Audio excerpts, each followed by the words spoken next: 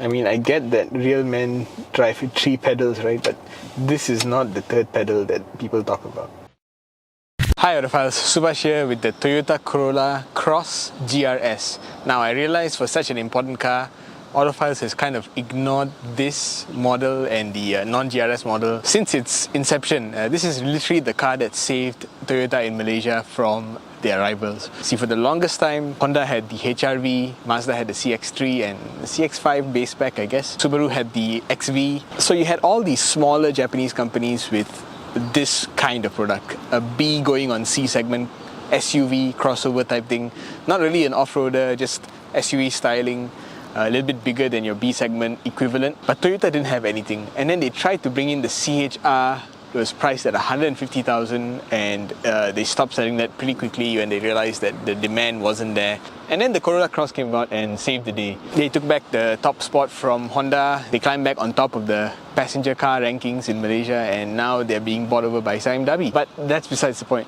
What I want to talk about is my likes and dislikes for this car, including the GR-S body kit, I guess, because it's on there, and of course the changes that the GR-S model brings. The first thing that I like is actually the look of this Toyota Corolla Cross with the GR-S body kit. The regular one, the grille, is kind of just a gaping maw with some chrome. This one looks a little bit more sporty, a little bit more dynamic.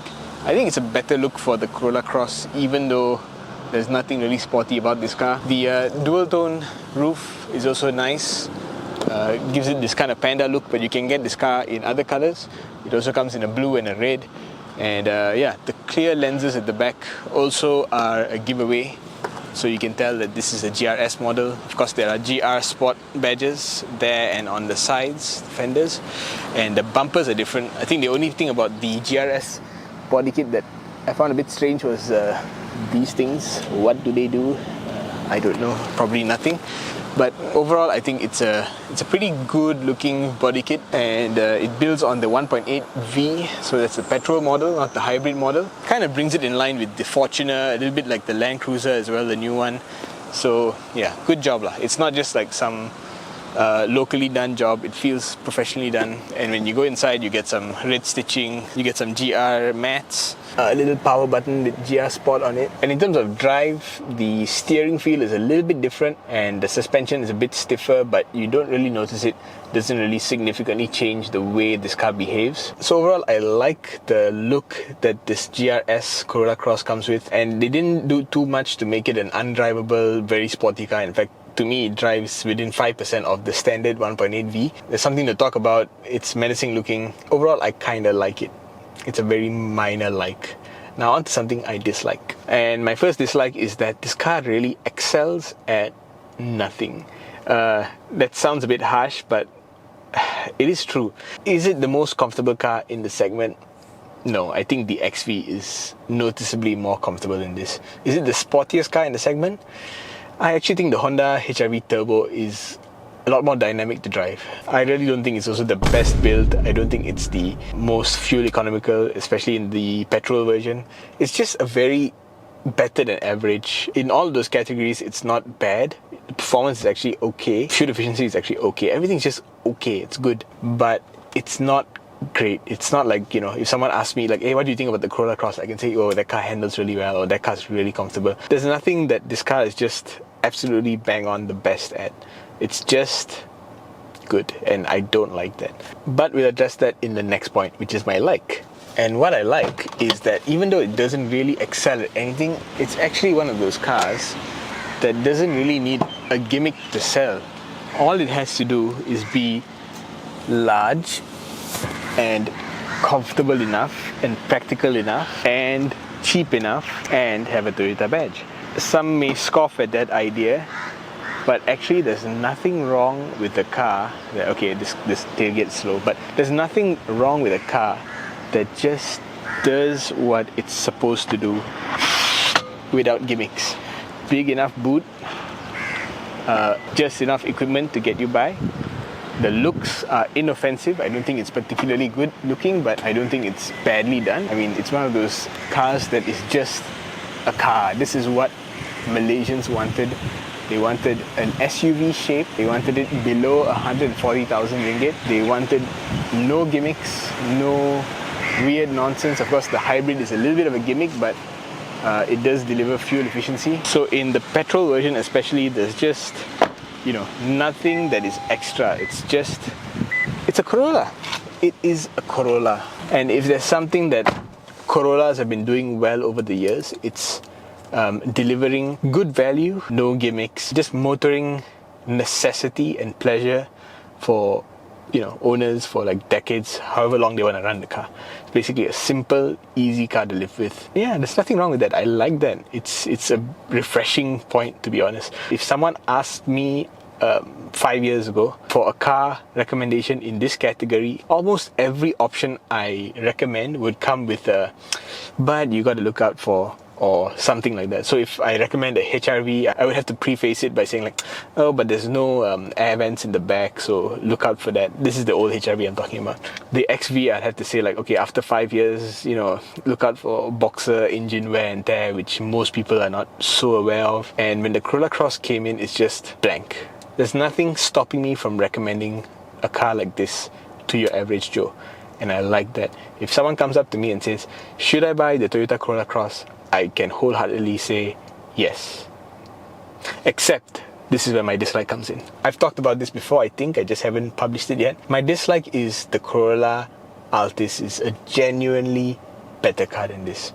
And that car also has no gimmicks, but it doesn't have the shortcomings of this car. So just off the top of my head, the things that are missing on this car that you can get on the Corolla Altis. The first one, a little bit of a gimmick, but a fully digital instrument cluster. Yeah, you get that digital experience on the Altis. The other thing that is missing here on the hybrid is electronic parking brake. Even though, this is the kind of car that a slightly more affluent family might buy, can you imagine coming in here and doing this every time you need to engage the parking brake? Yikes. I mean, I get that real men drive with 3 pedals, right? But this is not the third pedal that people talk about. And of course, the Corolla Altis actually comes with independent rear suspension, which is missing on the Corolla Cross. Now, of course, the Altis is not an SUV, but that is really not a problem. The Altis has a big boot, it has the same engine, same gearbox. The only issue is that it's CBU Thailand, so I think the price is very slightly more expensive, but for those 3 big game changers, I think it's definitely worth it. And if you're still on the fence on whether you should buy the Corolla Cross or the Altis, I would recommend go and test drive the Altis. Go over some bumps and then test drive the Corolla Cross. Right after that, go over the same bumps. You will 100% tell the difference. The Altis is amazing over bumps. This is average. Now on to the last thing I liked about the Corolla Cross. I think the equipment level is just right. Now, forgetting the parking brake thing that I mentioned before, everything else is okay. I've got really no complaints. You go in reverse, you get a 360-degree camera, which you don't really get in the Honda HR-V. You get Apple CarPlay, which you don't get on the Proton X50, and you get a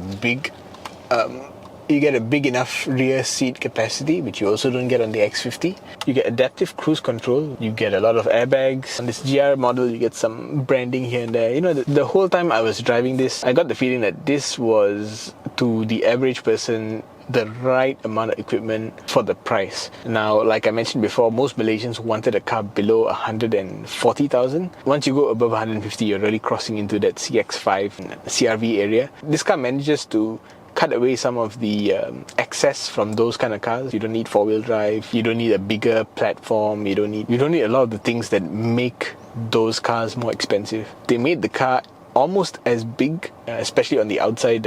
Visually, it does look as big as a CX-5, but they kept the price at 140. And I think that combination of getting the spec right, getting the size right, and getting the looks to be appealing on the mass market, I think those are things that maybe I not necessarily like, but I have to admire. I don't think a lot of car companies can get that right, but Toyota managed to get it right with the Corolla Cross. It's part of the reason why this car is doing so well in Malaysia. And on to the last thing I disliked, and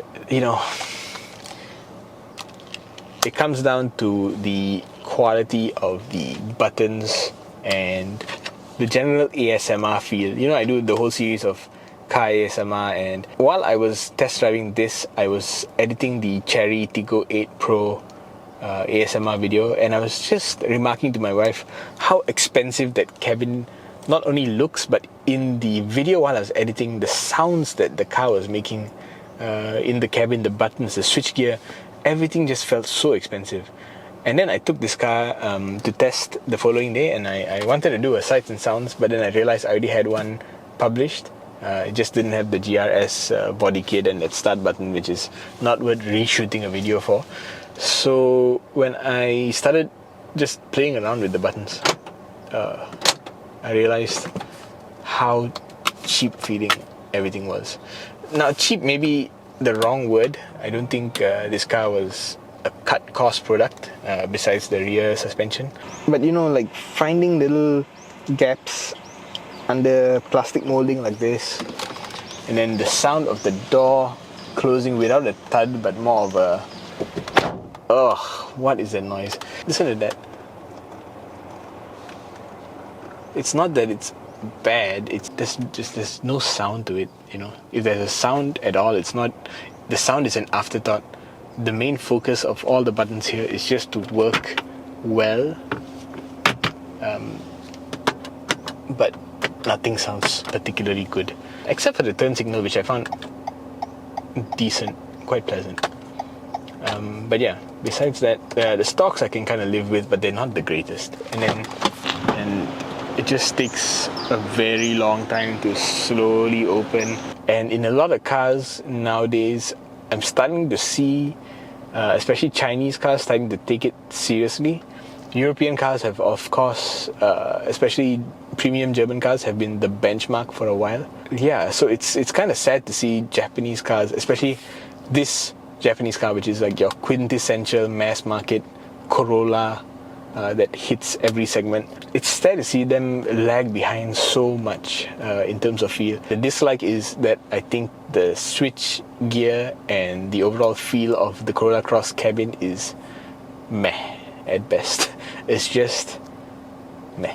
There's nothing in here that feels particularly inspiring to touch and handle. So that's it, that's my likes and dislikes. This is the most important car for Toyota in Malaysia, and it's been selling like hotcakes or nasi lemak or pisang goreng, whatever it is. But it's just not an outstanding product. It's simply the right product at the right size, at the right price. I want to say at the right time, but it really should have come out like 4 or 5 years before it actually did. Okay, thanks for watching. Autophiles signing out.